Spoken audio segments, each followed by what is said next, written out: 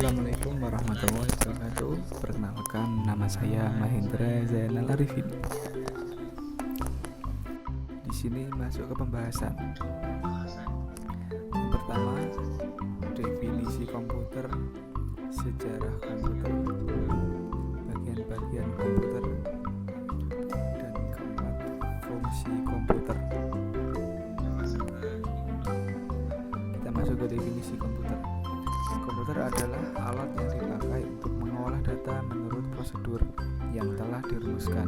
Kata komputer pada awalnya dipergunakan untuk menggambarkan orang yang bekerjanya melakukan perhitungan aritmatika dengan atau tanpa alat bantu. Tetapi arti kata ini kemudian dipindahkan kepada mesin itu sendiri. Asal mulanya pengolahan informasi hampir eksklusif berhubungan dengan masalah aritmatika. Tetapi komputer modern dipakai untuk banyak tugas yang tidak berhubungan dengan matematika. Dalam arti seperti itu terdapat alat seperti slide rule, jenis kalkulator mekanik, mulai dari abacus dan seterusnya, sampai semua komputer elektronik yang berkomputer. Istilah lebih baik yang cocok untuk arti luas seperti komputer adalah yang mengolah informasi atau sistem pengolah informasi. Selama bertahun-tahun sudah ada beberapa arti yang berbeda dalam kata komputer, dan beberapa kata yang berbeda tersebut sekarang disebut dengan komputer. Yang kedua, sejarah komputer. Generasi pertama ya tabung vakum.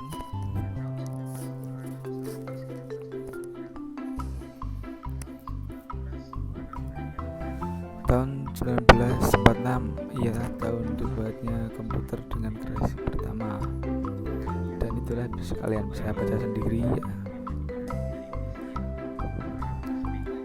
Komputer generasi kedua adalah transistor.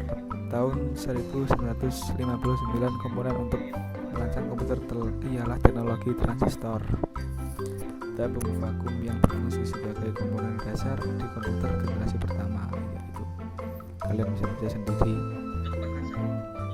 Generasi ketiga adalah integrated circuit. Ini adalah generasi ketiga komputer pada tahun 1965, dan kalian bisa baca sendiri ya ini.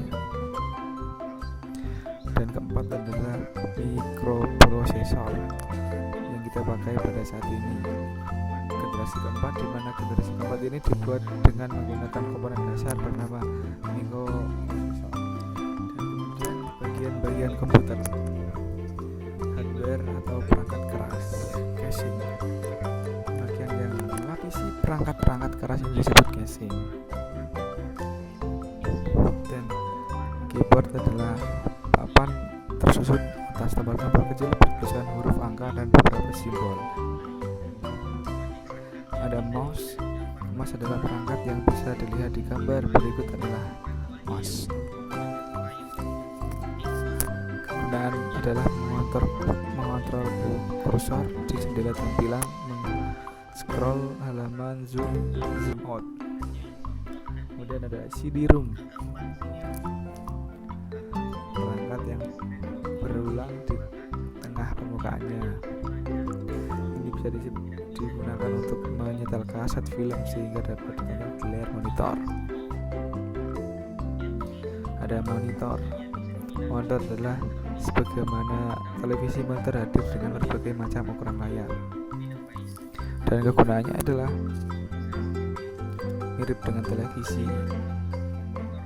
menampilkan gambar hasil visualisasi CPU.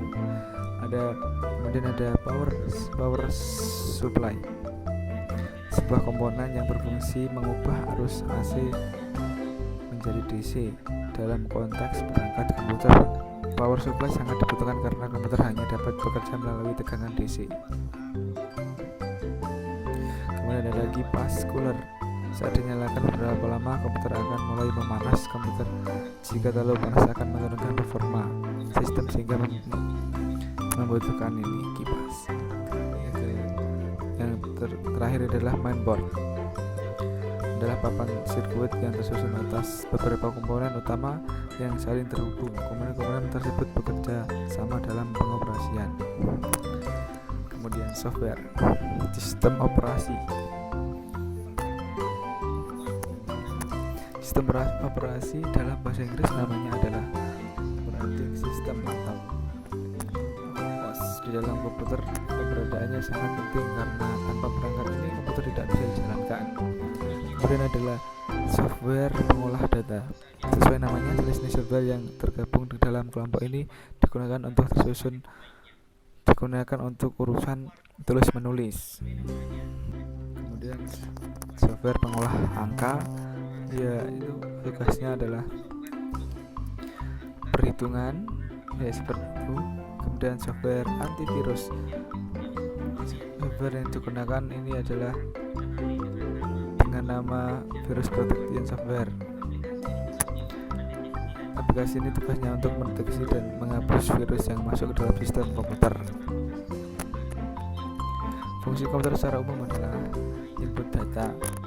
Yang kedua adalah proses atau pengolahan data. Ini bisa kalian baca sendiri ya. Dan itu cari. Terima kasih dari saya. Kurang lebihnya saya mohon maaf. Tolong dicari ya. Sekian dari saya. Nah, terakhir adalah Revin. Assalamualaikum warahmatullahi wabarakatuh.